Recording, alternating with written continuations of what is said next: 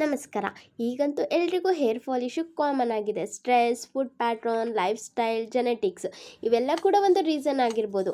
ಅದಕ್ಕೋಸ್ಕರ ನಾನು ರಿಚ್ ಆಗಿರೋ ಹೋಮ್ ಮೇಡ್ ಬಯೋಟಿನ್ ಪೌಡರ್ ತೊಗೊಂಬಂದಿದ್ದೀನಿ.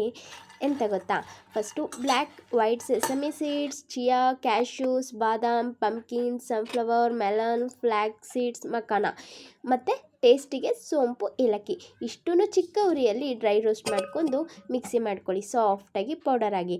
ನಂತರ ಕೆಂಪು ಸಕ್ಕರೆ ಮತ್ತು ಡ್ರೈ ರೋಸ್ ಪೇಟಲ್ಸ್ ಕೂಡ ಪೌಡರ್ ಮಾಡಿಕೊಂಡು ಪೌಡರ್ಗೆ ಮಿಕ್ಸ್ ಮಾಡ್ಕೊಳ್ಳಿ.